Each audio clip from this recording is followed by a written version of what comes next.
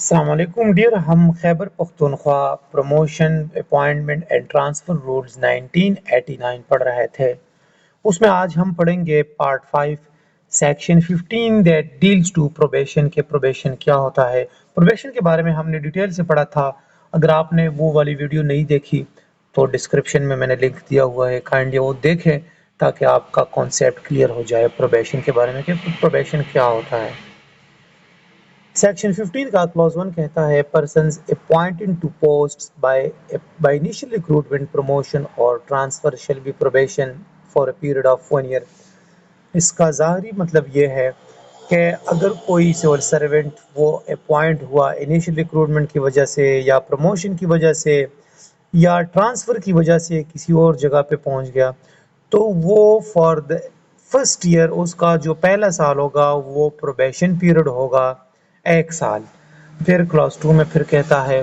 on the successful completion of probation period prescribed in sub rule 1 the appointing authority may extend the probation for another year by specific order within 2 months of the expiry۔ اچھا میں آسان الفاظ میں اس کو explain کروں کہ 1 سال کے سکسیسفل کمپلیشن کے بعد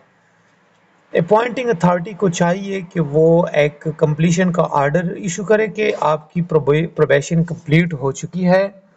یا اگر وہ آرڈر ایشو نہیں کرتی، اگر وہ پروبیشن پیریڈ کسی وجوہات کی وجہ سے وہ ایکسٹینڈ کروانا چاہتی ہے تو competent authority with in 2 months of the expiry of the first year of probation period,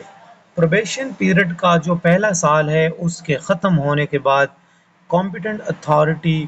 2 مہینے کے اندر ایک ایکسٹینشن آرڈر ایشو کرے گا۔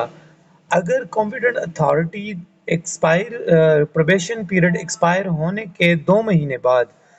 وہ specific order for extension issue نہ کرے سو یہاں پہ لکھتا ہے کہ the probation shall stand automatically terminated، تو وہ 1 سال پورا ہونے کے بعد جو پروبیشن ہوتے وہ آٹومیٹیکلی ٹرمینیٹ کنسیڈر ہوگا کہ آپ کا پروبیشن ختم ہو چکا اور آپ کنفرم ہو گئے، آپ ریگولر ہو گئے۔ پھر کلاس 4 میں کہتا ہے کہ اگر کوئی ایکسٹینشن کا آرڈر ہوا اور دوسرے سال بھی ایک سول سرونٹ کی جو ہے نا وہ پروبیشن پیریڈ رہی